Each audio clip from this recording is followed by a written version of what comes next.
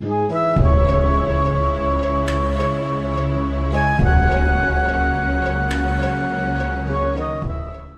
out below! It's Pitfall on the Atari 2600. This was released in 1982 by Activision. So I got this one from that same Trash and Treasure from the golf episode. Let's pop it in.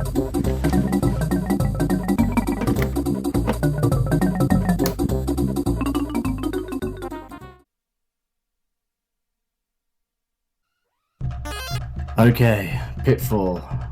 Boy, there's a lot to say about this one.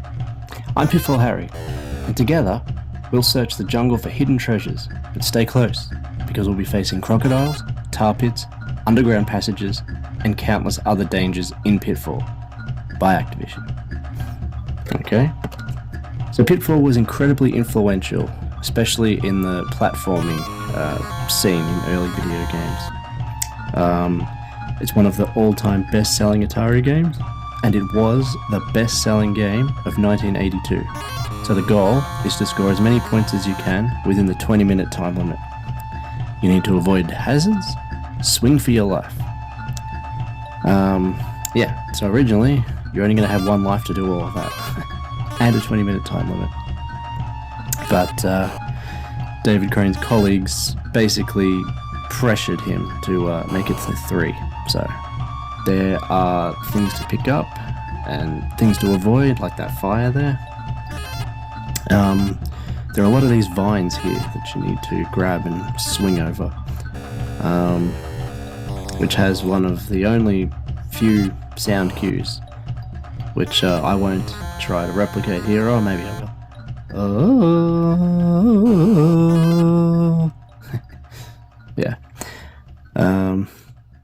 So you've got to avoid the logs. Yeah. So it's good. There's a good variety of gameplay in this game. Avoiding, jumping. I guess that brings us to controls. And yeah, they are quite good. They feel pretty tight. And you can get in a rhythm, like with these logs, for example. To jump. Yep, you can jump over 2 of them at once. You can move while you're in midair, which is very impressive for an Atari game. You're not just locked into one position, like just going straight up. The controls are good. As I said, no music and not much sounds. Like a few sounds. When it comes to memories, I never had the game, but I'm sure I would have played it at some point, whether it was a port or maybe the game itself. I've said previously that I didn't own an Atari growing up. I owned an NES, but a lot of my friends had Atari. My cousin had an Atari, so I reckon this would have been part of that at some point. And I have been playing all my games on my Atari 2600 Plus, which is a great little piece of kit that I got for my birthday. I highly recommend it. As for pricing, it sort of stays true to a lot of the Activision games. A loose cart will be about $30, $35, and a complete copy will run you about $60.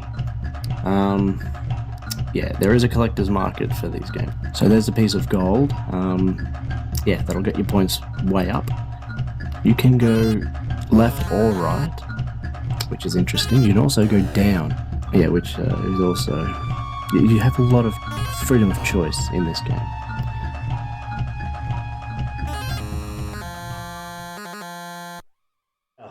That was Pitfall. What can you say about a classic like that? Still fun to play now. Revolutionary for its time. There's no question. This is swinging back onto the shelf. Now, in retrospect, there are no bad games. This one would really make me believe that. See you later.